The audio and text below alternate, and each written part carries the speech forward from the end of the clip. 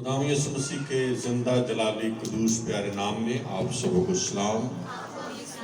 آج صبح کی اتوار کی عبادت میں ہم آپ کو دل کی گہرائیوں سے ویلکم اور خوش آمدید کہتے ہیں۔ ہمارے درمیان دو تین نئے لوگ ہیں جو پہلی دفعہ خداوند کے گھر میں تشریف لائے ہیں۔ ایوب گوڑ سے ہمارے بھائی بابر ہیں، بہن ثنا ہے، اور اسی طرح ریس کورس سے بھائی علیشہ ہے۔ بھائی علیشہ جو ہیں یہ پاسٹر شمام صاحب کے صاحبزادے ہیں، ان کے بیٹے ہیں۔ پاسٹر شمام صاحب جو ہمارے چرچ میں خدا کے کلام کی خدمت کو سر انجام دے کر جا چکے ہیں، سو آج صبح یہ پہلی دفعہ ہمارے چرچ کے اندر تشریف لائے۔ میں بھائی علیشہ سے درخواست کروں گا کہ وہ بھی اپنے قدموں پر کھڑے ہوں۔ بہن ثنا سے بھی بھائی باہر چلے گئے، ان کو بھی ذرا جلدی سے بلا لیں۔ بابر بھائی عاقب بھائی، بابر بھائی کو بلائیں۔ آپ کو پتہ ہے جب چرچ کے اندر لوگوں کا اضافہ ہوتا ہے، لوگ آتے ہیں، تو چرچ انتظامیہ اور بھی بہن ثنا بہن ہے، علیشہ بھائی، بابر بھائی ہیں ہمارے درمیان جو خداوند کے گھر میں تشریف لائے ہیں۔ آپ سبوں کی زوردار تعلیم میں ان کو خوش آمدید کہیں گے، ویلکم کریں گے۔ علیشہ کے دن خوشی فرمانے سے بھرے ہیں کہ وہ چرچ میں آج تشریف لائے ہیں، تو خداوند آپ کی برکت دے، خداوند آپ کے ساتھ ہو۔ شکریہ بھائی۔ آئیے ہم جلدی سے مقدس کلام میں سے پرانے عہد نامہ میں سے استثنا کی کتاب استثنا 11واں باب اور اس کی 26ویں آیت سے ہم مقدس کلام کو پڑھیں گے۔ سب کہیے ہلیلویا، سب کہیے ہلیلویا۔ جب ہماری بیٹیاں، ہمارے بیٹے خداوند کی پرستار آئیں، خداوند کی پرستش کر رہی تھی، تو دل تو چاہتا ہے کہ ہم پرستش کرتے رہیں۔ بھائی نے بہت اچھا طبلہ بھی بجایا ہے۔ دل تو چاہتا ہے کہ ہم اور زیادہ خداوند کی پرستش کریں، تو بھی خداوند چاہتا ہے کہ ہم خداوند کے کلام کو سنیں۔ تو استثنا کی کتاب اس کا 11واں باب اور اس کی 26ویں آیت سے خداوند کے زندہ بابرکت کلام کو ہم پڑھیں گے۔ آپ کی توجہ چاہتا ہوں، مقدس کلام میں لکھا ہے، دیکھو میں آج کے دن تمہارے آگے برکت اور لعنت دونوں رکھے دیتا ہوں۔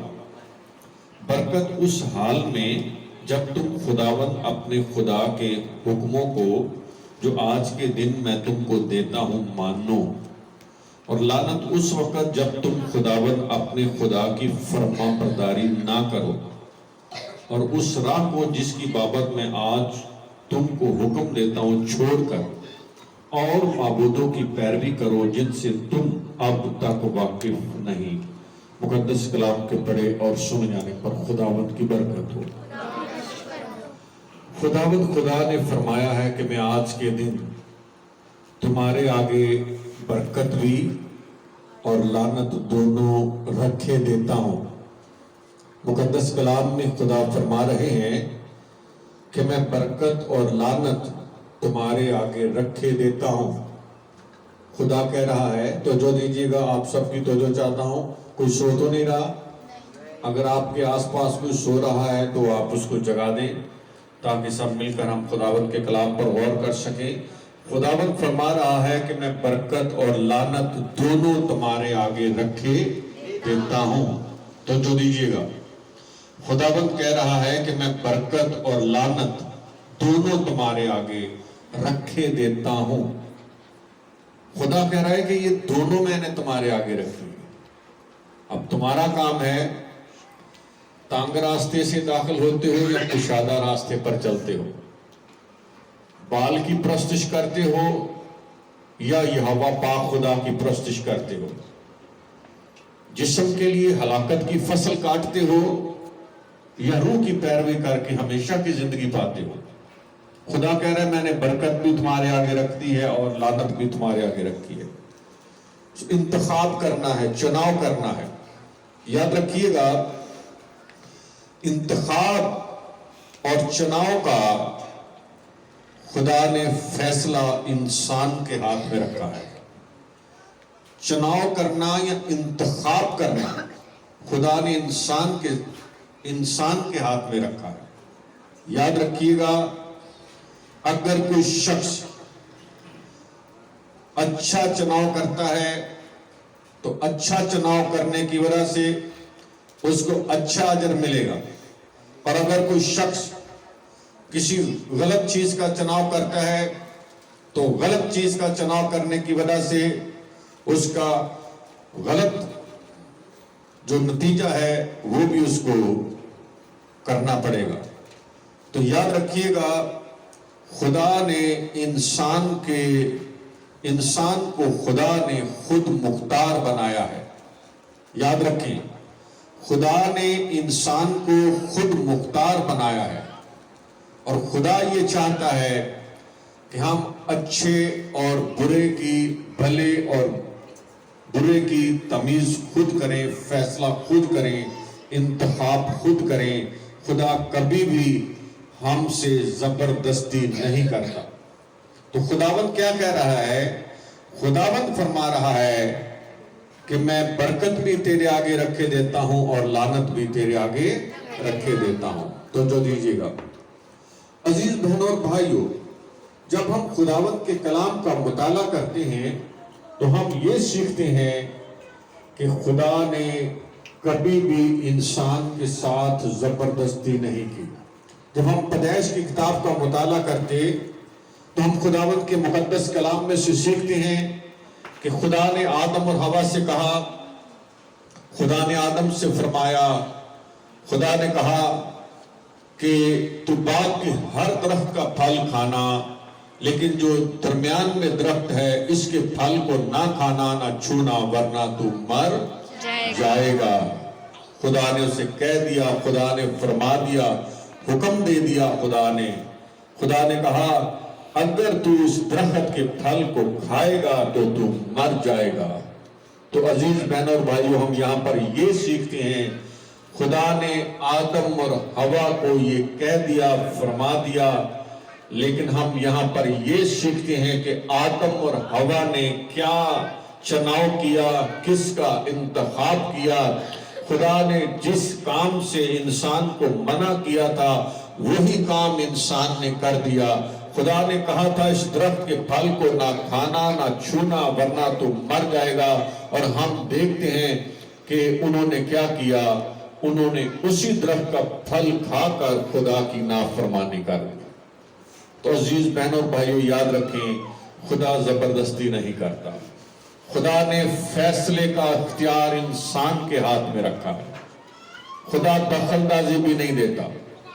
خدا کہتا ہے تیرے اوپر ہے، اگر برکت کا چناؤ کرے گا تو تجھے برکت ملے گی، اور اگر لعنت کا چناؤ کرے گا تو تجھے لعنت ہی ملے گی. یاد رکھیں، جب ہم خدا کی بات نہیں مانتے تو جو دیجیے گا لعنت بلانی نہیں پڑتی. تو جو دیجیے گا لعنت کو دعوت نہیں دینی پڑتی، لعنت خود بخود آنا شروع ہو جاتی ہے.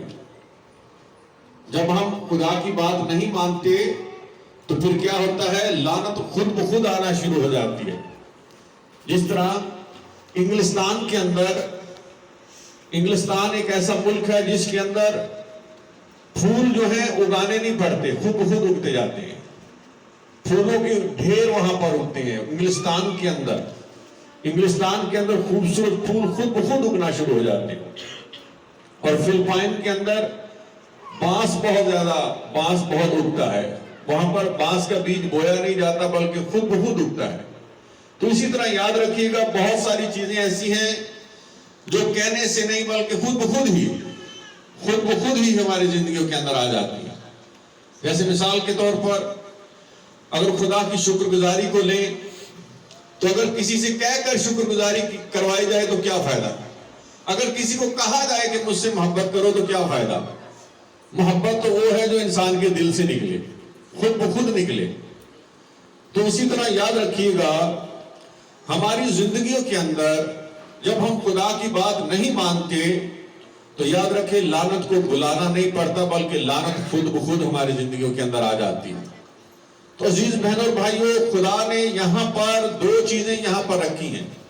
خدا نے کہا ہے کہ میں نے برکت بھی تیرے آگے رکھ دی ہے اور لعنت بھی تیرے آگے رکھ دی. لیکن ہم یہاں سیکھتے ہیں پیدائش کی کتاب میں آدم اور حوا نے لعنت کا چناؤ کیا, نافرمانی کر کے اپنے اوپر لعنت بلائی, خدا کی نافرمانی کر دی, اور اس طرح اس کا نتیجہ کیا نکلا؟ خدا نے آدم اور حوا کو باغ عدن سے کیا کر دیا؟ نکال دیا. تو یاد رکھیں, اگر غلط چناؤ کریں گے تو نتیجہ ہمیں بھگتنا پڑے گا. پھر ہم مزید خداوند کے کلام کا مطالعہ کرتے ہم سیکھتے ہیں کہ ان دنوں میں سیموئیل نبی جو ہے وہ خدا کے لوگوں کا انصاف کرتا تھا. سیموئیل نبی ان کا بادشاہ بھی تھا, لوگوں کا انصاف بھی کرتا تھا. ایک دن قوم بنی اسرائیل اکٹھے ہو کر سیموئیل کے پاس آئے, کہنے لگے جس طرح اور قوموں کے بادشاہ ہوتے ہیں تو ہم پر بھی کوئی بادشاہ مقرر کر دے. سیموئیل کو یہ بات بری لگی کہ سیموئیل نے اپنے دل میں اس بات کی توہین سمجھی کہ ان لوگوں نے میری توہین کی ہے. وہ خدا کے پاس گیا, خدا کے پاس جا کر کہنے لگا کہ خدا تیرے لوگ بادشاہ مانگتے ہیں. خدا نے کہا ٹھیک ہے. سیموئیل سے کہا جس طرح یہ لوگ کہتے ہیں تو ان کے ساتھ ویسا ہی کر دے. خدا نے سیموئیل سے کہا کہ سیموئیل انہوں نے تجھے نہیں بلکہ مجھے رد کر دیا ہے, انہوں نے مجھے بادشاہ تسلیم کرنے سے مجھے رد کر دیا ہے. سو خدا نے کہا سیموئیل سے کہ جیسا یہ لوگ کہتے ہیں تو ان پر ویسا ہی ایک بادشاہ کیا کر دے, مقرر کر دے, لیکن تو ان کو بتا دے, ان کو جتا دے. خدا نے کہا ان کو بتا دے کہ جو بادشاہ تم پر مقرر ہوگا اس کا طریقہ کار کیا ہوگا. وہ تمہاری بیٹیوں کو نوکرانیاں بنائے گا, وہ تمہارے بیٹوں سے ہل چلوائے گا اور تمہاری کھیتوں کی پیداوار کا 10واں حصہ بھی لے لے گا, جو بادشاہ میں تم پر مقرر کروں گا. خدا نے کہا ان کو یہ بتا دے, ان کو سکھا دے. لیکن اس کے باوجود بھی انہوں نے کہا کہ نہیں تو ہم پر کوئی بادشاہ مقرر کر دے. تو مقدس کلام میں خدا نے کہا کہ اگر بعد میں یہ میرے پاس آ کر شکایت کریں گے, یہ کہیں گے کہ جو بادشاہ ہم نے تجھ سے مانگا تھا وہ ہم پر ظلم کر رہا ہے, زیادتیاں کر رہا ہے, تو خدا نے کہا کہ میں ان کو کہوں گا کہ میں نہیں جانتا کیونکہ یہ بادشاہ تم نے خود چنا ہے. سو یاد رکھیں انہوں نے کیا کیا, انہوں نے بادشاہ کا چناؤ کر لیا.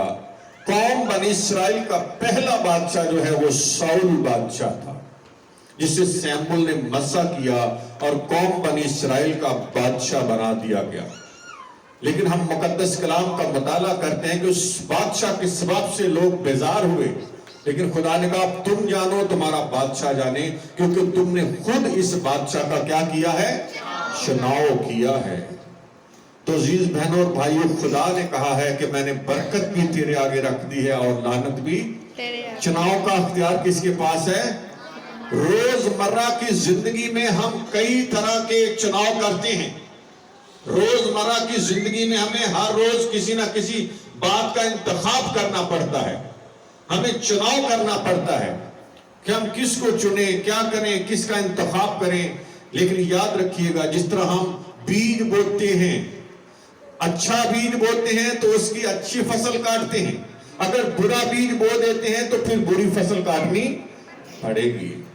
تو اس لیے کیا کیا گیا, قوم بنی اسرائیل نے خدا کو رد کر دیا اور ساؤل کو کیا کر دیا, اپنا بادشاہ بنا لیا. یاد رکھیں خدا زبردستی نہیں کرتا. جب خداوند یسوع مسیح اس دنیا کے اندر آئے تو خداوند یسوع مسیح نے بیماروں کو شفا بخشی, گنگوں کو زبان دی, لنگڑوں کو چلا دیا, مردوں کو زندہ کر دیا. اور اس کے بعد پھر کیا لکھا ہے مقدس کلام میں, قوم بنی اسرائیل یسوع مسیح سے حسد کرنے لگ گئے, انہوں نے حسد سے یسوع مسیح کو پکڑوا دیا.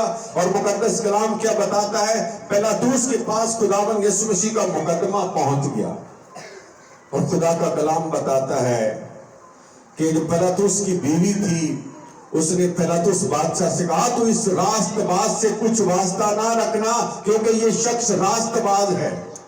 پیلاطس نے اپنے ہاتھ دھوئے, پیلاطس نے ایک کٹارے میں خداوند یسوع مسیح کو کھڑا کیا, पिलातुस ने ये समझा कि शायद ये यीशु मसीह का कुछ लिहाज करेंगे, और एक कटहरे में उसने बराबा डाकू को, जो उस वक्त का सबसे बदनाम डाकू था, मुल्क की गद्दारी का, कौम की गद्दारी का केस था, मुकदमा था उसके ऊपर बराबा डाकू का। तो पिलातुस के दिल में ये बात थी कि हो सकता है कि ये यीशु मसीह का चुनाव करें और बराबा को रद्द कर दें।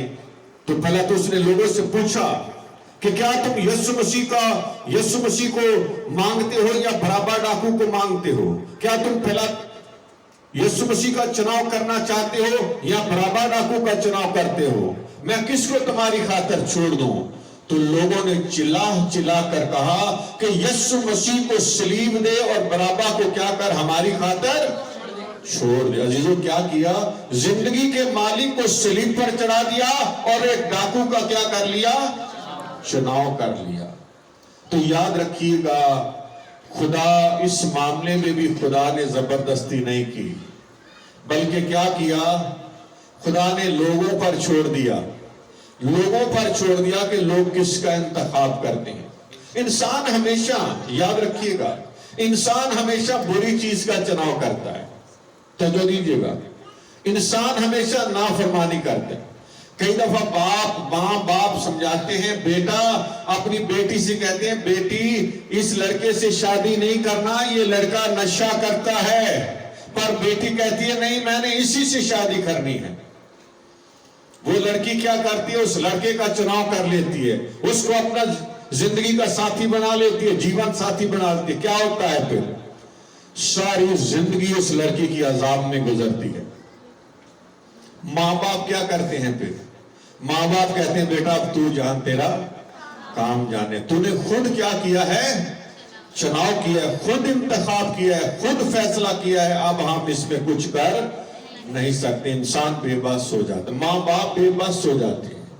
याद रखिएगा, खुदा कभी भी किसी के साथ जबरदस्ती नहीं करता। खुदा ने ये बात इंसान पर छोड़ दी है कि इंसान किसका इंतखाब करे, इंसान किसका चुनाव करे। ये बात खुदा ने इंसान पर छोड़ दी है। अजीज बहनों और भाइयों, जिस राह पर हमें चलना है वो राह भी हमने खुद इंतखाब करना है। कई दफा माँ बाप नौजवानों को समझाते हैं, उन्हें अपनी जिंदगी के तजर्बात बताते हैं, उनको बताते हैं, बेटा इस राह पर चलोगे ठोकरें लगेगी। नौजवान नहीं समझते, नौजवान समझते हैं शायद मेरे वालिद साहब तो पागल हैं, मेरे वालिद साहब को तो पता नहीं है, मेरे वालिद साहब तो जो है वो ठीक नहीं कह रहे, मैं जिस बात से मुझे मेरा बाप मना करता है मैं इसी राह पर जाऊंगा। क्या होता है अजीजों? नौजवान नाकाम हो जाते हैं, बर्बाद हो जाते हैं, जिंदगी बर्बाद हो जाती है, नशे में पड़ जाते हैं। ना सिर्फ माँ बाप के लिए, कौम के लिए, मुल्क के लिए भी वो बेइज्जती, बदनामी का सबब बनते हैं। तो खुदावंद ने क्या फरमाया है? देखो मैं आज के दिन तुम्हारे आगे बरकत भी रखे देता हूं और लानत भी। याद रखें, खुदा किसी को लानत देकर खुदा खुश नहीं होता।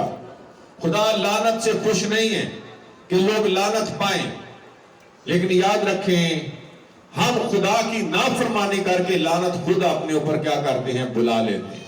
खुदा की मर्जी तो ये है, खुदा की दिल की ख्वाहिश ये है कि लोग बरकत पाएं।